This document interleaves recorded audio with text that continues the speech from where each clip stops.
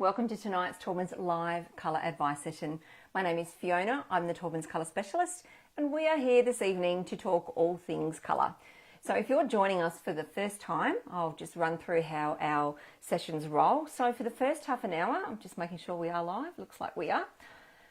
So for the first half an hour, I will be on screen and we will be streaming live. And it is a great opportunity if you'd like to ask any questions around colour, or if you're embarking on a project or a renovation and you'd like some help, or if you'd simply like to know about our wonderful portfolio of products that we have, which have been designed to protect and to beautify your space, look, you've come to the right place.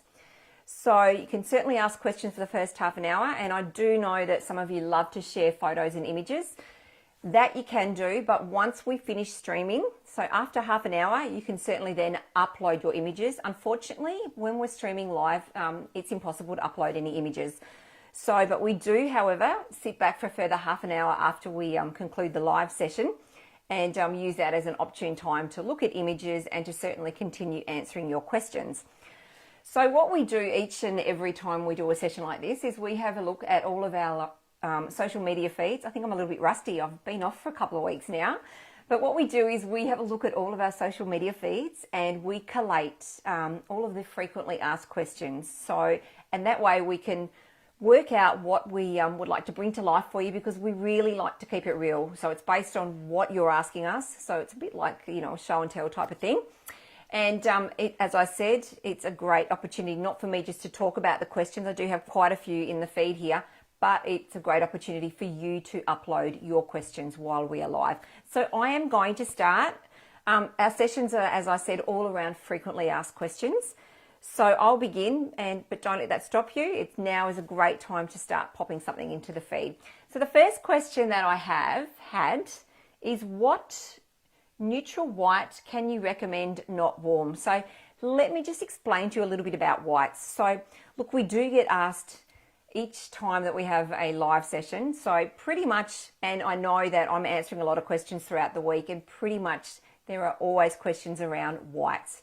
Whites are very much loved and utilised heavily in Australia, whether you prefer something that's warmer, something that's cooler, a little bit more neutral. So I'll just explain. So there are varying types of whites and they are created by varying undertones. So when we create a colour, there's a certain degree of tint that goes into. So all colours, when I'm talking about whites, they all start as a brilliant white base. And then there are varying formulations created to create the many hundreds of different whites that you'll see on colour walls. And the way we do that is, there's a recipe or a formula created, and, it may have a certain amount of black or a little bit of red. Some will have ochre, etc. And then that brings to life the varying whites.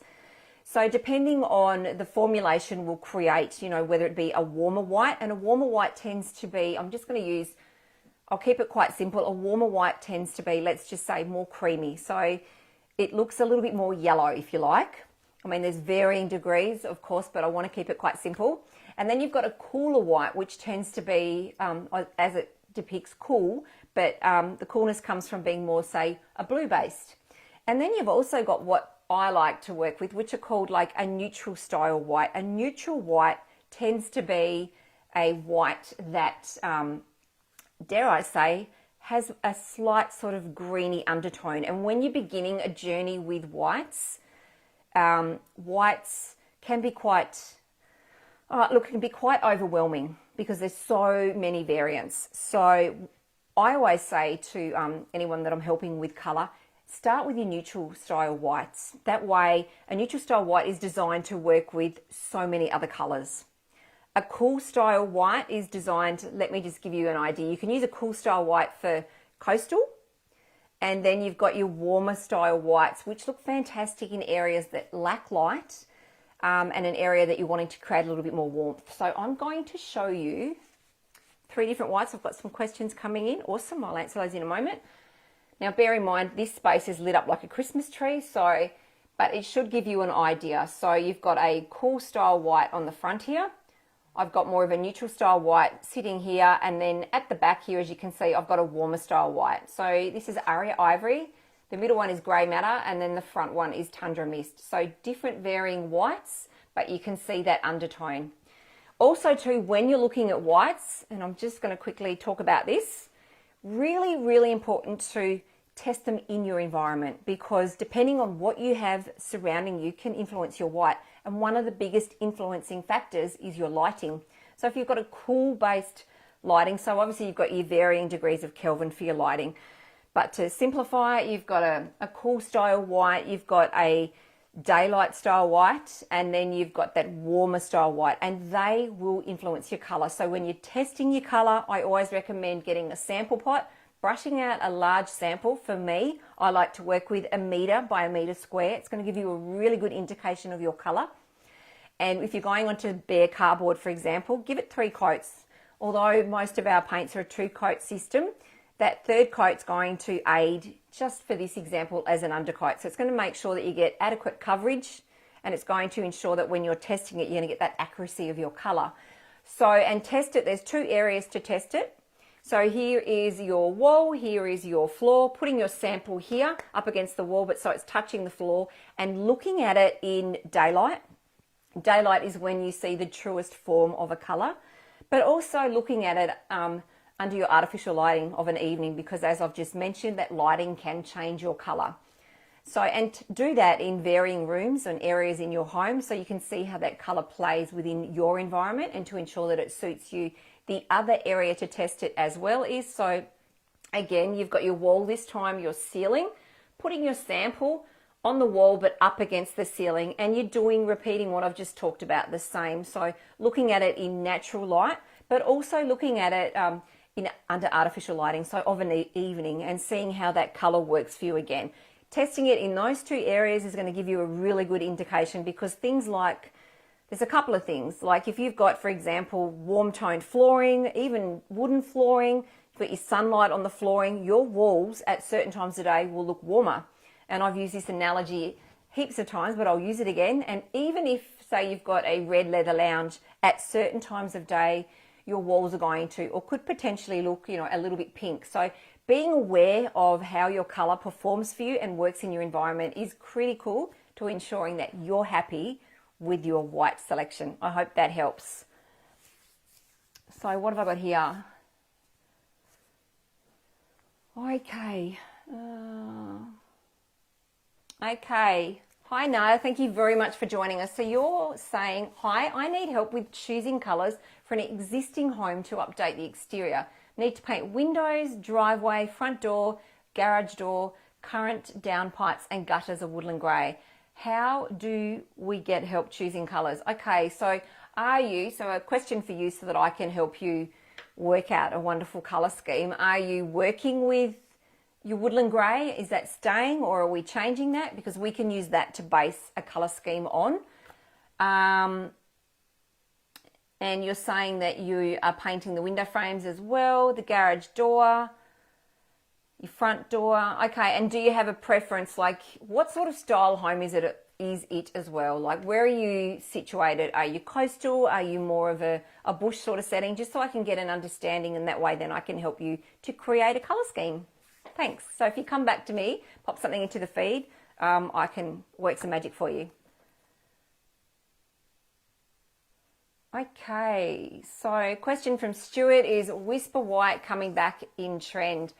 So our Whisper White is slightly warmer. Yeah, our Whisper White certainly is coming back in trend. I can tell you that when we look at our tint data, or we look at the amount of times a particular colour has been tinted, Whisper White comes into that top. So Whisper White's a fantastic soft white, slightly sitting on, your neutral, sort of going into slightly warm sort of toned, fantastic colour. It works with what we're seeing now is when we start to look at whites, if you're looking at trends and wondering, what's happening in the world of colour, we are moving in towards more warmer whites, and that is coming from the trend where you're seeing, modern Mediterranean architecture, design, aesthetic, whatever you'd like to call it, is very much on trend. And with that come your warmer tones depicted by things like travertine, terrazzo, all of those sorts of elements come into play, and to complement those, we look at warmer whites. So we're seeing a shift in the way that whites are being used, and warmer whites look fantastic. And as I showed before when I was holding these up, this colour here, Aria Ivory, would happen to be one of my, it'd be one of my top picks. If you're looking to paint, I'd certainly look at obtaining a sample pot of Aria Ivory and looking at it, how it can work for you in your space. It is a wonderful colour. So it's warmer, it still has a little bit of neutrality about it, and it's beautiful, and it sits and pairs back beautifully with elements, as I've just talked about, with your travertine, terrazzo, etc. Terracotta, it works really well with that as well. So hope that helps. Thanks.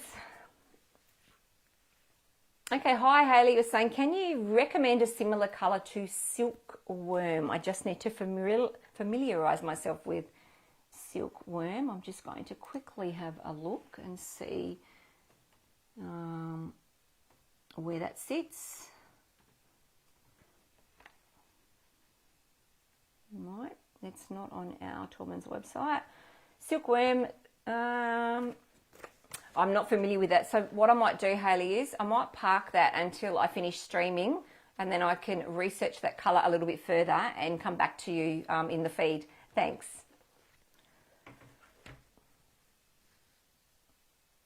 Here we go. So another question, what neutral grey can you recommend?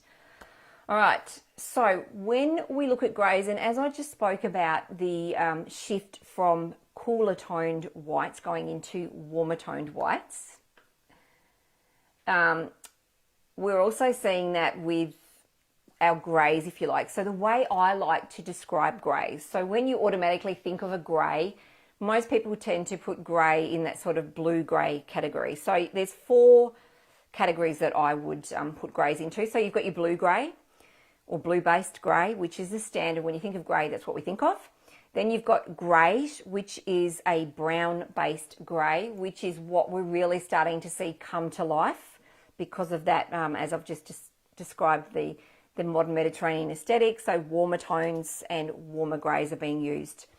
Then we've got a red or purple-based grey, and then you have a green-based grey. So as I was talking about whites before and talking about neutral style tones, when you look at greys that have more of that sort of green undertone, and I'm not talking about, bright green, I'm just talking about when you look at the subtle nuances within the colours, has a very soft green sort of tone to it. It is what I would depict or describe as a neutral, and it's one of the easiest greys to work with. And we've got some fantastic examples here. And I'm just going to see whether I can put 4 blades of a fan deck up so I can explain to you just a little bit better what I'm talking about when it comes to greige versus, let me see, red-based grey, purple-based grey, etc. So let's go. That's purple. That is a really good greyish. Where's a green?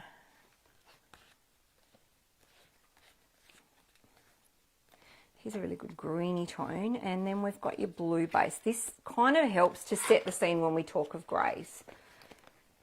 So just to explain it just that little bit better. Let's hope I can hold them all up without them. Okay, so there's 4 blades there.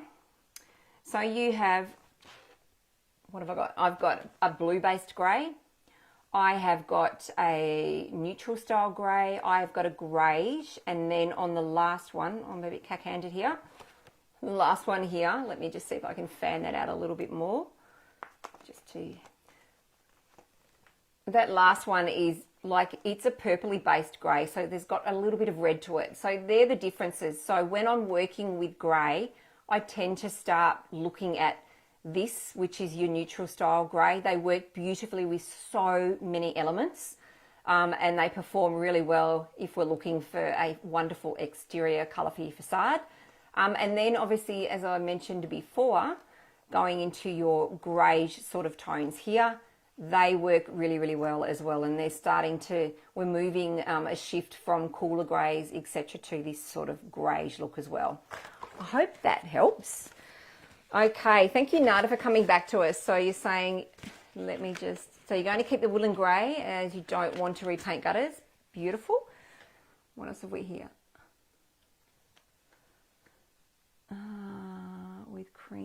windows. Okay, so 1980s home with Federation red brick colour with cream windows at the moment. It's not a Federation style home though. Okay, so let me just go back to what you're saying. You're going to paint windows, driveway, front door, garage door. So I'm imagining the bricks are going to stay the way they are. So if it's a red brick home, you've got woodland grey. So when I work with colour, I think it's really important that you have this wonderful cohesive design. So, and you know, colour plays a really big role in that. And sometimes a rule of thumb is using a 60-30-10 rule. So you stick with 3 colours, 60% is one colour, 30% another, and then so your main colour 60%, secondary colour 30%, and then your accent colour is 10%. So that makes up your sort of ratio, and it gives you because one of the, I suppose, principles of design is about having balance, and that gives you a well-balanced aesthetic. So I would recommend looking at the fact that you have woodland grey for your gutters. You could introduce the woodland grey and paint your window frames in that, and then you could also look to paint your garage door in woodland grey. It's a standard colour bond colour, and when you're, like, for example, if you were building, it would be something that, you know, you'd start to look at colour bond for things like window frames, garage doors, etc. So that's one way you could go. And then I'd look to, if you're painting your front door, you could add a pop of colour. Given that you've got a red brick and you've got woodland grey, just trying to think of if is there, Nada, a particular colour that you favour? Like when you work with colour, looking at the opposites on the colour wheel work. So for example, I've got a colour wheel here.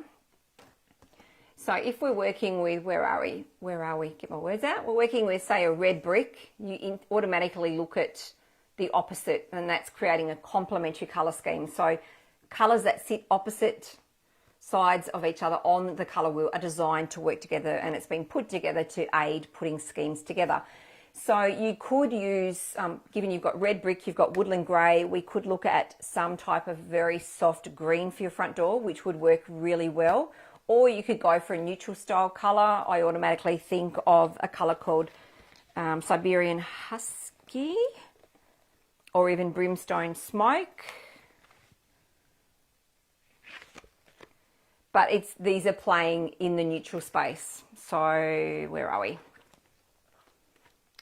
These are the tones here. And when I pull together with woodland grey, where are we? Here we are. You can see that they work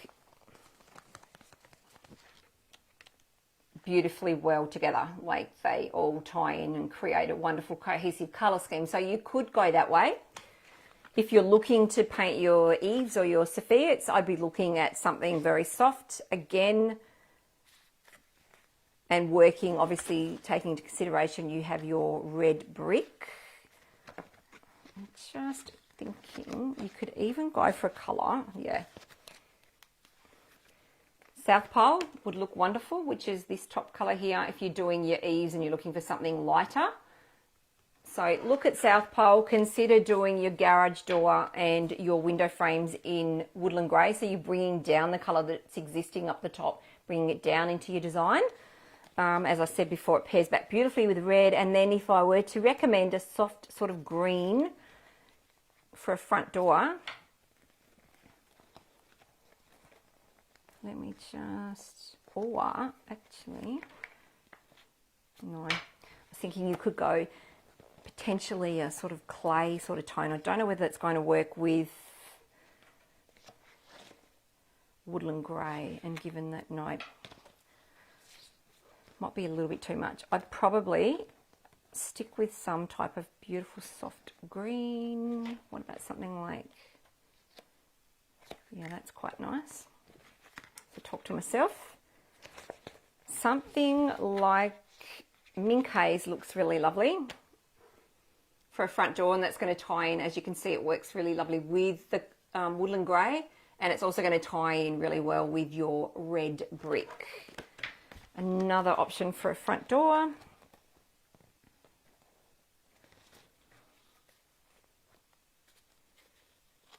Oh, that looks quite nice as well.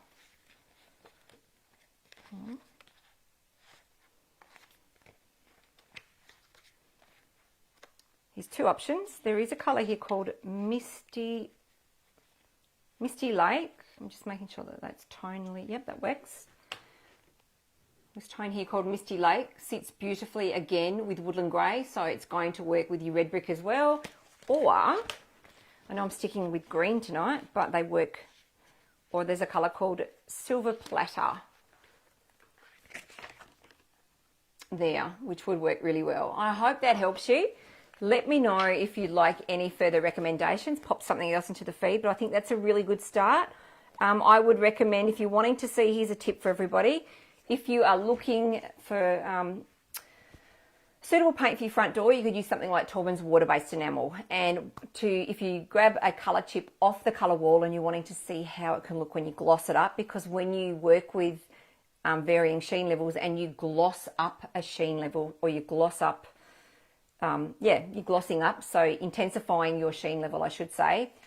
Gloss up the colour, it tends to intensify the colour. I don't know whether you can see this at home.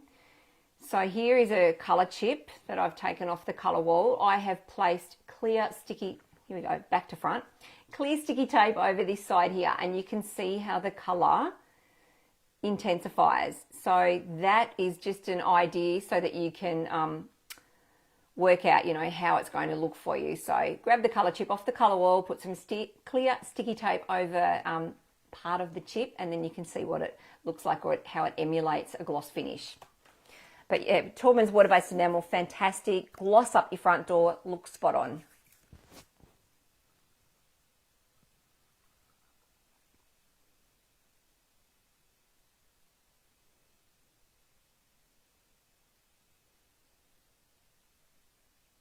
Okay, hi Cara, thank you very much for joining us. Sorry, I was just reading your question before I begin answering. Okay, so you're saying, we are building a house with 5 bricks high using sand, Selmo, opaque slate, and want to go white above on the cladding. Do you have a recommendation on a colour, going Dover white or surf mist? So you're going Dover white or surf mist roof. Okay, so if you're going Dover white or surf mist roof and you want to continue that sort of feel, so obviously Dover white is a cleaner, brighter white, as you can see here, just for anybody at home that's listening. And then you've got your surf mist, which was commonly referred to once upon a time as off-white. I think it's fantastic.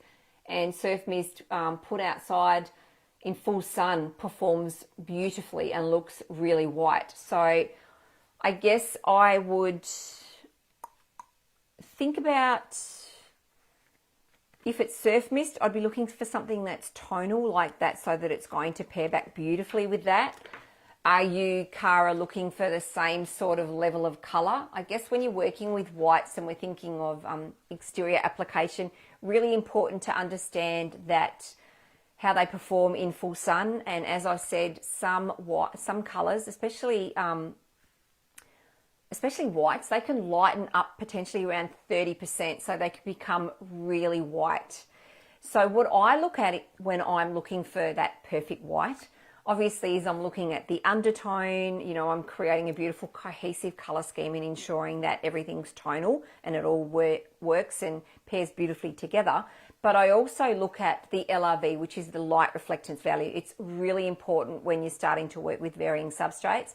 And it is also really important when you are looking at new front doors, because some manufacturers have have stipulations and warranties around the level of colour that can be used on a front door. If it is too dark, if it's too dark, it can potentially it's going to draw heat, and it can potentially have that front door twisting and warping. So you've got black sitting, just imagine this, you've got black sitting at 100, black sitting at 0, white sitting at 100, and a lot of front door manufacturers like to see a colour sitting at 50 or greater. So, 50 mid-tone going into up to 100, which is your white. So but that's for a front door, and it's really important. When I'm talking about working with whites, here's your 50 to 100. I like to see whites that sit at around about 65, to about 80 being used on an external facade, because I know that they're going to perform really, really well. Sometimes going higher than 80, you risk your white becoming too glary, and it's something that, you know, you can't look at. So, for example, and I'll reference Surf Mist again because it's the number one white that's being used, and it's being tinted and it's being used outside. Surf Mist sits at 67. So when you look at it here, it actually looks, you look at it and go, oh, it doesn't look like white. But the minute it's put outside and it's in full sun, it looks really white. I've actually got it on my house. I had it on my previous house and the previous house before. I love it. I think it's a fantastic color and it just performs beautifully outside. So I guess, Cara, my question to you is, are you happy with the level of color or tint, let's say, associated with Surf Mist? And if so, I would recommend, if you were going the Surf Mist way, a suitable white for you. Of course, you could go Surf Mist. That would be one color that you could use without hesitation. Or I would send you, you could go a little bit lighter. And there is a wonderful white here called South Pole that has an LRV of 78.5. I'm going to hold them up against, if I can do this without it all falling apart here, I'm going to hold it up against Surf Mist just so you can see it's lighter. Let's hope that works.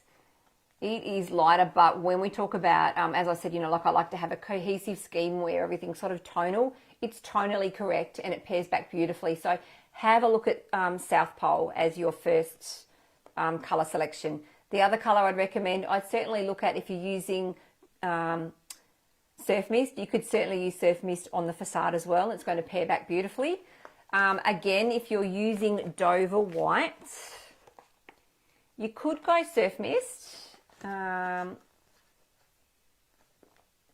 It's still going, you're still going to get that nice sharpness between your colours. I'll show you Dover White against Surf Mist there. Or I'm just thinking, if you want something, if you're going to go Dover White and you're preferring something slightly cooler outside, let me just see what else I would recommend for you. Yeah, yep, you love Surf Mist. Awesome. Well, that's what I'd do then, Cara. I would have a look at South Pole because it's tonally correct. It's going to sit back beautifully with Surf Mist. And then I would recommend for yourself, just test it. Like, grab a sample pot, brush out a sample, put it outside, have a look at it in full sun, have a look at it where, you know, you're not getting a lot of sun, if you like, not full sun, so you can then see how it performs for you. And I'd also too, if you look at that and you go, you know what, it's a little bit too light, I want a little bit more, then test Surf Mist as well. I don't think you can go wrong. Either one of those is going to work really, really well for you. Thanks. Please, if you need any more advice, just come back to us. Happy to help you. Thank you.